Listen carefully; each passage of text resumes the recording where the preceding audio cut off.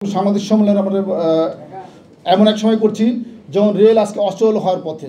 আমরা জানি রেলের সবচেয়ে বড় যে সমস্যাটি যে রেলের চলমান অবস্থা, রেলের ইঞ্জিন সংকট এতটাই প্রকট হয়ে গেছে যে বাংলাদেশ রেলে কী করছে, ইঞ্জিন আমাদের প্রয়োজন, তারা ইঞ্জিন না করে বিভিন্ন প্রকল্পের নামে অর্থ লুটপাটকারী যে প্রজেক্ট সেগুলো গ্রহণ করছে। অথচ রেলের সবচেয়ে বেশি প্রয়োজন এখন ইঞ্জিন, কোচ এবং রেল লাইন সংস্কার। কারণ ইঞ্জিন, কোচ এবং রেল লাইন যদি ঠিক থাকে তাহলে রেলের উন্নয়ন হবে, রেলের কর্মচারীরা বাঁচবে এবং দেশের অর্থ অপচয় কমে আসবে।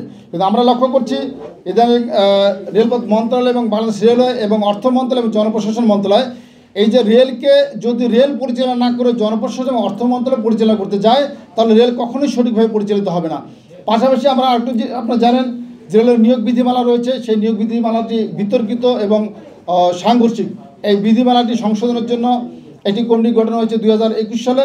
সেই কমিটি গঠনের পর থেকে গত 4 বছর সম্পূর্ণ অবৈধভাবে জনবল নিয়োগ করছে, এটির তীব্র প্রতিবাদ আমরা জানাচ্ছি। পাশাপাশি আপনারা জানেন যে আরএনবি রয়েছেন, তারা ঝুঁকিপূর্ণ কাজ করে তাদের রেশন এবং ঝুঁকি ভাতা দেওয়া হচ্ছে না। টিএলআর যারা রয়েছে, অস্থায়ী গেটকিপার আছে, তারা দীর্ঘদিন চাকরি করলে তাদের চাকরি স্থগন করা হচ্ছে না।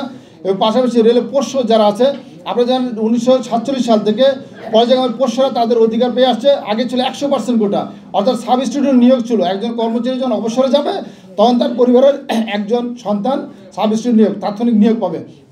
পরবর্তীতে সেটা 20% করা হয়েছে, 40% করা হয়েছে এবং এখনও 40% কোটা বহাল আছে।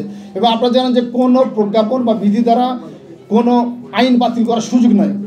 এবং আপনারা জানেন যে কোটার যে বিষয়টি বলা হয় যে রেলের পোশাকটা কেন প্রয়োজন, কারণ রেলের কর্মচারীর সন্তানরা চাকরি পাওয়ার পূর্বে অত প্রশিক্ষিত। কারণ আমরা বাবা মারা চাকরি করছে সেটা আমরা দেখে আসছি, দেখার মধ্যে দিয়ে কিন্তু আমরা প্রশিক্ষিত হয়ে গেছি। সেখানে আমরা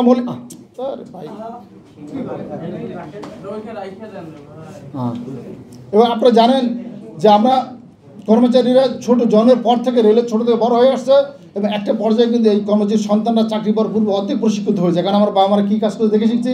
আপনারা লক্ষ্য করবেন একজন ডাক্তারের ছেলেমেয়েরা কিন্তু ডাক্তারি না পড়লে অর্ধেক কিন্তু শিখে যায়। অনুরূপ রেল এখন যেটা করছে, প্রশিক্ষিত জনবল না নিয়ে সুকৌশলে পিএসসি বা জনপ্রশাসনের কথা মতো তারা আমরা বলবো যে একটা নিয়োগ বাণিজ্য প্রতিষ্ঠানে পরিণত হয়ে গেছে। কারণ তারা চাকরি পাওয়ার পূর্বে যোগাযোগ করে এবং নিয়োগ বাণিজ্য করেন। পাশাপাশি রেলের যে জনবল নিয়োগ করবে, আউটসোর্সিংয়ের লোক নেবে, টিএলআর লোক নেবে বা বেতন দিবে কি দিবে না সমস্ত অর্থ মন্ত্রণালয় নিয়ন্ত্রণ করছে। অথচ রেল এক সময় ছিল সংসম্পন্ন প্রতিষ্ঠান, একমাত্র টাকশাল ঝালা রেলের সমস্ত কিছু রয়েছে, মেডিকেল রয়েছে, শিক্ষা প্রতিষ্ঠান রয়েছে, সবই রয়েছে। আজকে রেলের কর্মচারী এবং তার সন্তানরা শিক্ষা থেকে বঞ্চিত হচ্ছে, কারণ শিক্ষা ব্যবস্থা দুর্বল হয়ে গেছে। চিকিৎসা, রেলের হাসপাতালগুলো আজকে নিজেই রোগীতে পরিণত হয়ে গেছে, শিক্ষা প্রতিষ্ঠানের শিক্ষার মান নষ্ট হয়ে গেছে।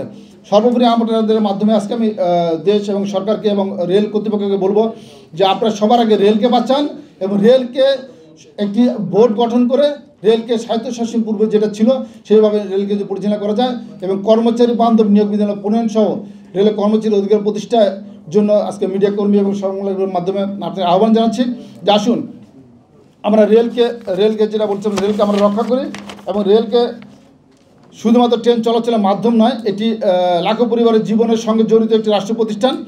তার এই সংস্কার, স্বচ্ছতা, মানবিক পুনর্গঠনটা এখন সবাই দাবি। এই দাবি বাস্তবায়নে সকলের সহযোগিতা কামনা করছি। সকলকে ধন্যবাদ।